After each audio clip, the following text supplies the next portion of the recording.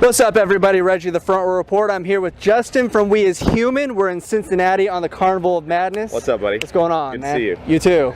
Man, this is going to be my 4th We Is Human show, man. Dang, man. 4? You're a veteran at the game. I am. I know what to expect. Yeah. Saw you guys back in 2011 on the Awaken Alive tour with Skillet, Manifest, and Disciple. Yep. Yeah, that was a crazy tour. That was fun, man. That was the first time I'd heard you guys and seen you. You were touring on an EP that you guys had released and put out, I think, at the time? We did. We recorded that actually just for that tour. That and the one tour after that. Yeah. Winter Jam? Winter Jam tour, Yep. yep. I saw you guys on that tour, too. Nice, dude. That's awesome. So I seem to catch you guys whenever you're with Skillet. So well, we're with Skillet a lot. It's hard to catch us when we're not with Skillet. That's true.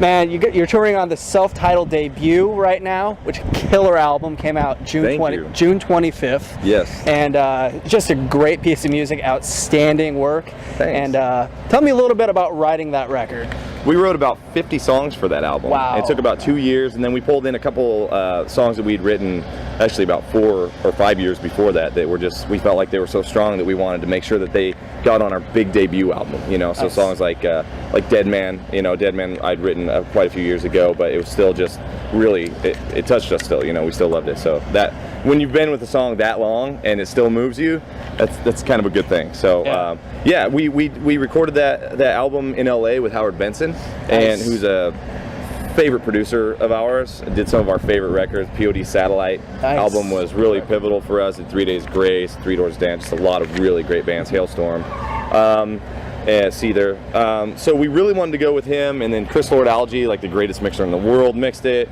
and Ted Jensen, the greatest master in the world, mastered it. So I think that makes it the greatest album in the world, if by my calculations. It might be the greatest album in the world. Let's hope so. So, I mean, it's got you on Carnival of Madness, which is one of the best tours every year. Last year I had a great lineup. This year we were with Shinedown, Papa Roach, Skillet, of course, In This Moment. Yeah.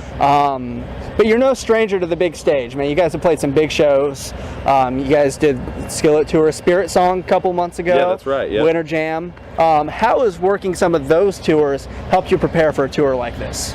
I think that, you know, each tour is so different. The audience is different, and of course, us being a newer band, we're still meeting a lot of the fans, and there's so many people that show up that have never seen us before. We really got to win over every crowd. I mean, we get out there and we work, man. We leave it all on the stage.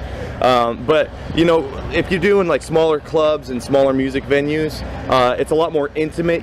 I would say you don't have to try as hard, I guess, for lack of better terminology right now. You don't have to try as hard with the crowd because you're there. It's a lot more intimate and personal. And are we the way? Are you sure? Oh, okay, good. All right. We'll edit that out. There we go. Transition. There we go.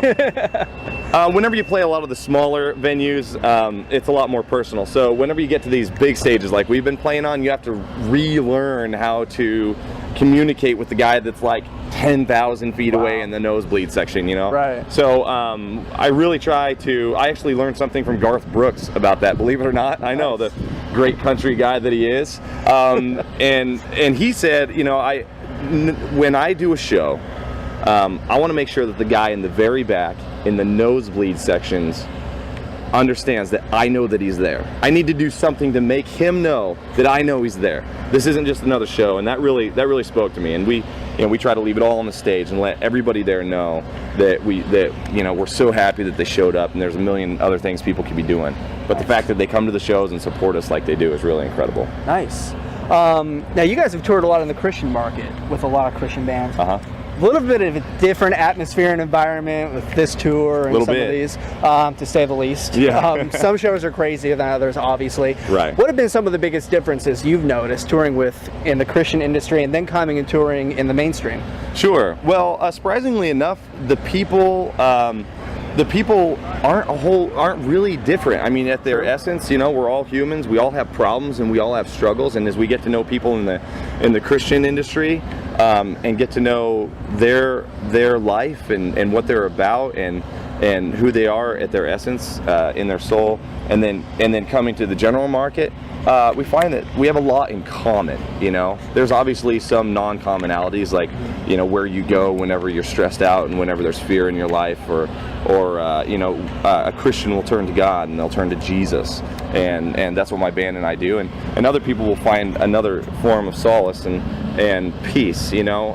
Of course, being who we are, we believe that there's only peace found in Jesus Christ, and so we try to bring that message through our music into wherever we are, into a church. We want to challenge our brothers and sisters in Christ, or to the Carnival of Madness, you know, where there's craziness everywhere. There's definitely a lot more beer and alcohol on these tours. You know, people are a little crazier, to leave it a little underrated. I mean, we all you know, have heard stories and things like that, but as far as me and my band, we try to live the same way on both tours. Man, just be who we are, let people know what we believe, and let the music speak. You know, we spend so much time writing our music that we write our beliefs and our life into our lyrics. So people don't have to look very far to figure out what we're about, and we just try to live to represent Christ and what we believe as best we can, on no matter where we are, on a general market tour or a Christian tour. Cool. I really do think it's interesting that if you look at the, you know, the state of rock music now, there's a lot of Christian artists touring in the mainstream, and it's becoming more acceptable, and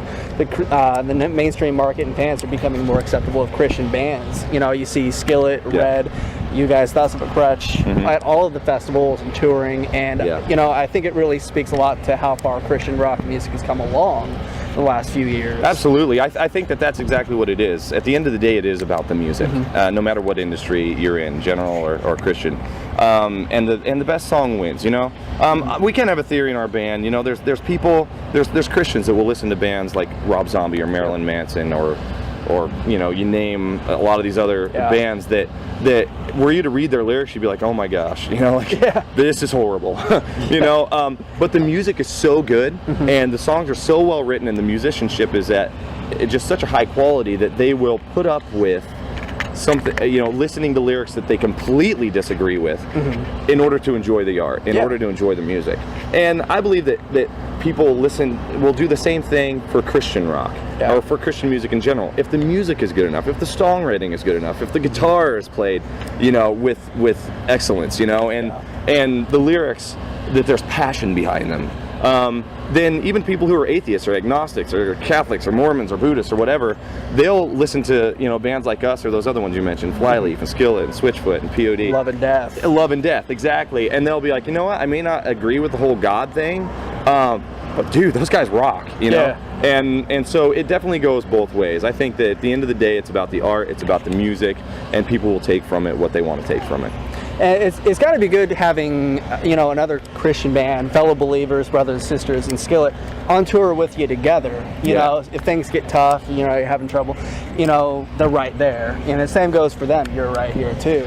I'm sure it helps out in some, you know, some cases and sometimes. Absolutely, it does. Yeah, and I think that there's a commonality and there's a brotherhood that we have with Brotherhood and Sisterhood, because Skillet has chicks in it, man. Chick rockers that like rock harder than most dude rockers. It's incredible. Jen and Corey threw it down, man. Oh yeah. But yeah, being out on tour with them, Skillet's been doing this a long time, and we have learned so much from them. They really took us under their wing and mentored us, and I've learned so much from the way they do things, and just the way they conduct themselves, the way they live their lives, the way that they perform on stage is really inspiring for my band and I, for We As Human. And we take a lot from that. So we love being on the road with Skillet, man. Those guys and girls are absolutely amazing. Hell, I mean, a lot of them, they throw down harder than some of the other bands on the tour do in a lot of ways. They do, man. Rock and roll. I mean, I think Skillet's got one of the best drummers on the tour. She's insane. Miss Jen Ledger. That's right. That's my Jen Ledger impersonation. That's a really bad like Australian English accent, I think. And she's British. She's British, yeah. So I hope she doesn't watch this. She's gonna punch me. She's got some guns, man, for playing those drums. Jen, just ignore that part there. So going back to the record, We As Human, the self-titled record, what really sticks out in your mind about when you sit down, you listen to the record back, and maybe the first time you sat down with it, you're like, wow, you know, what's going through your mind when you hear it? Yeah, dude, to be honest with you, here's some artist insight. I couldn't listen to it for a little while. Not because I didn't like it or I don't love the songs, because I do, man. Those songs come from my heart and my soul. But it's just all-encompassing. It's all I did for 2 years of my life. It was just everything in me. And you're playing the songs every night. Absolutely, yeah. And then you go record it, so you remember every little minute detail and moment, and struggle that it took to bring that to life. And so I actually stepped away from it for a while, and then came back and could really start to enjoy the songs again. So I'm actually getting back to that place where I can listen and be like, man, they're sounding fresh again, you know? Yeah. But I listen to them now, and those were such incredible moments in my life. I think about songs like Take the Bullets Away that were written out of such tragic circumstances with my sister-in-law, Janine, and what she went through, and how Lacey Sturm just completely captivated the whole feel of that song with me. I think about songs like Strike Back, our single, and what we were going through at that time, and Sever, you know, having lost my nephew to cancer, and writing that song about him and you know, the rest of my family and what we all went through. They're just raw emotions that when I go back to those songs now, even when I perform them on stage, like, it just opens that wound away again in a really good way, I guess, where I feel it. I can't perform a lot of these songs without feeling it to my core, you know? So I really love the album, and I'm really starting to be able to enjoy our record again. That's what makes a good rock record right there. When you see it and you hear it, you see the artist really feeling it and getting into it, and just reliving it, you know? Yeah, absolutely. It's not always easy for the artist, but the fans pick up on it. Right, they do, yes. You know? Yeah, they do, and we're really grateful for that, man. We have the best fans in the world. They're absolutely amazing. They showed us so much love and support, so definitely a kick out to all the humanoids out there. Yes. You guys are amazing. Thank you for supporting us and getting our record. It's because of you our record's doing so well, so thank you guys very much. Awesome, man. It's been a killer year for you guys already. It's just going to get crazier, man. I hope so, man. Thank you so much. Yeah, thanks for having me on. Really appreciate it, brother. See you later, guys. Peace.